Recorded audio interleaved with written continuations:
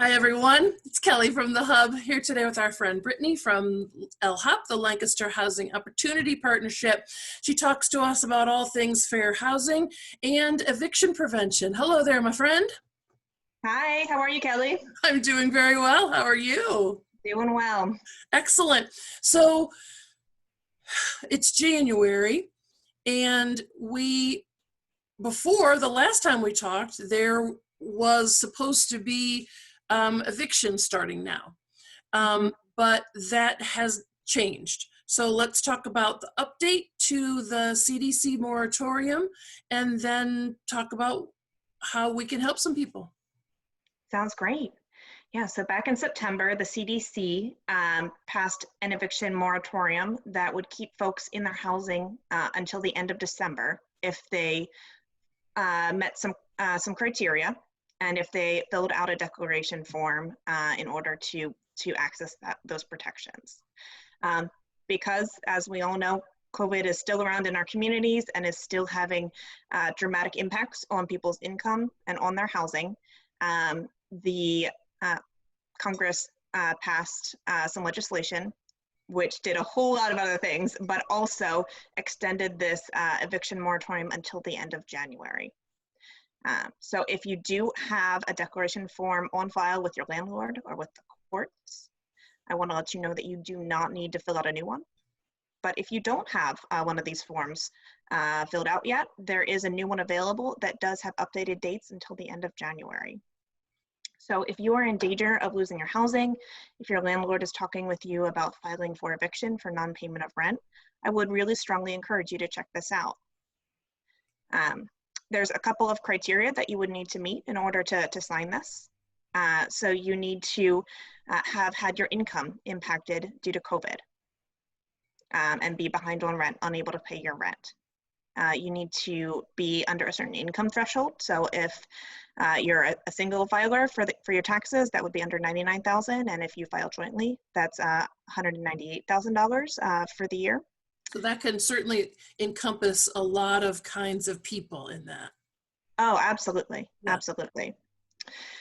This is just due to non-payment of rent. So if you're in danger of being evicted for breaches of your lease, damage to the property, drug use on the property, things like that, this would not cover you. Right. I do want to be clear about that. You should be aware that this does not remove your obligation to pay rent. You still owe your rent, any fees, any rent that's owed between now and the end of the eviction moratorium. So you should be making best efforts to pay this. So talk with your landlord, work out a payment plan. If you can pay some money towards it, we strongly encourage that you do that and keep those lines of communication open. A lot of folks have received stimulus checks, and I know that there are a million bills that folks have to pay with that, but I would encourage you to take a look at your budget and see what your capabilities are in order to put some of that towards your rent. Right, and landlords understand that as well, and they know that a lot of people got those stimulus checks in the mail, and they're expecting that you at least give them something. Right, so look at how you could give some to this, some to this, some to this, and try to make that stretch as far as you possibly can. That's the goal. That is the goal, yes. And you should know that there is rental assistance out there as well. So one of the other qualifying factors for this declaration form is you do need to be seeking assistance to the best of your ability as well. So we'll talk about that in just a minute.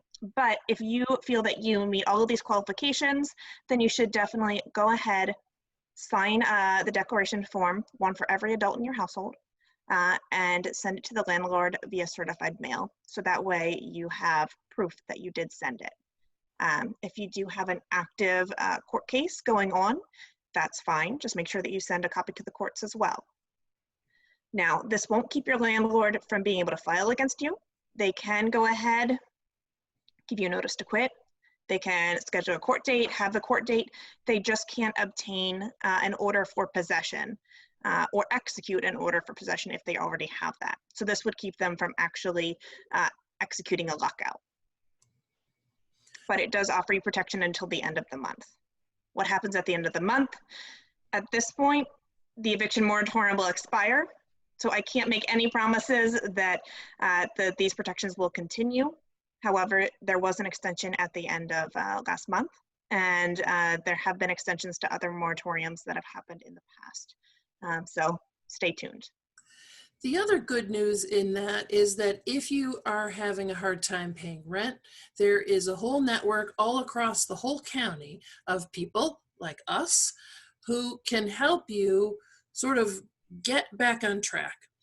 Mhm. There is a lot of paperwork involved, and we're going to be upfront and straight about that. But here's the thing.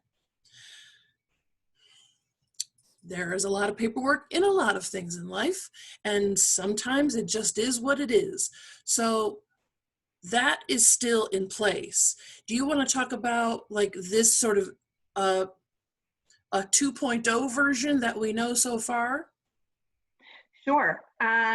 So like Kelly mentioned, the Eviction Prevention Network is active, and it wants to help folks out that are in need. There are a lot of folks that never expected to find themselves in the financial position that they're in today. So I want you to know that there is no shame in reaching out for some assistance, because there are a lot of folks. I talk with folks on a weekly basis that are just trying to support their families and keep their housing stable. So I would encourage you to reach out. So you can reach out to wherever your nearest social service hub is. So if you're in the Ephrata area, reach out to Kelly, to Ephrata Area Social Services, to Real Life Community Services. Any of those folks will be able to help you. Yep. Like Kelly mentioned, there is paperwork involved, but these are federal funds that have gone through Lancaster City and Lancaster County. So there is some accountability there, and we do need to get some information. It's not because we want to be up in your business. It's because it's just requirements for the use of these funds. So once you contact a social service provider, or you can call 211 if you don't know where your nearest social service provider is, they will connect you to a case manager or a financial counselor, someone that's going to go through the documents that you've provided, will look at your budget, and make sure that you qualify for the funds. They'll then reach out to your landlord and make sure that they're willing to participate as well, explain the program, explain the steps that you're taking. And then from there, if you qualify, then a check gets cut directly to your landlord and sent directly to them. So it takes some time. Right. It does take time, but there are people there to help you through that whole process. So that's good. And the other thing is that it helps you and your landlord get whole. Mm-hmm. And if you qualify down the road, if there's still that financial need, it can help you for more than just 1 month.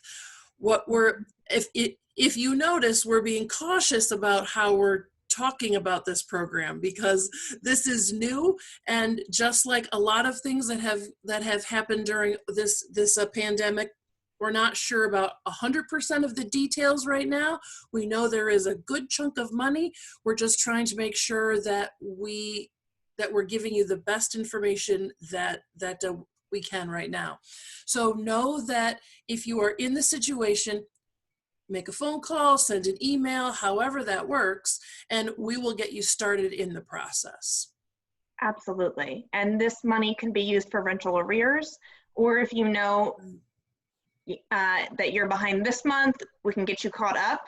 And then there's the possibility of you receiving additional assistance in further months if you still continue to need that assistance. You would get contacted each month to make sure that you would still qualify. Right. It also helps for utilities as well. So Yep.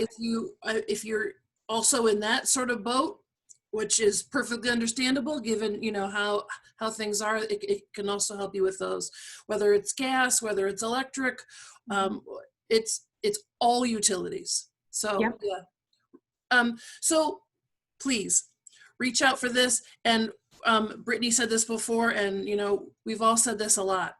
Please reach out, because if you don't, then you could just dig yourself deeper in the hole. And there is money, and we are willing to help. Please don't think that it's only for people who are, and then put in whatever word you want there.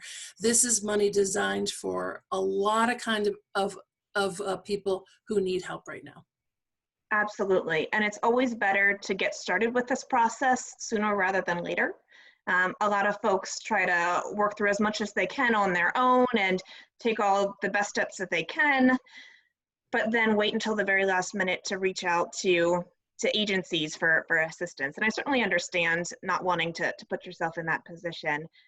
But at the same time, the more you can do to take steps on your to access this assistance and to let your landlord know what you're doing, uh, that will help improve your relationship with your landlord, help them be able to give you additional flexibility, and it's going to put you in a better position to be able to pay your bills and for your landlord to be made whole.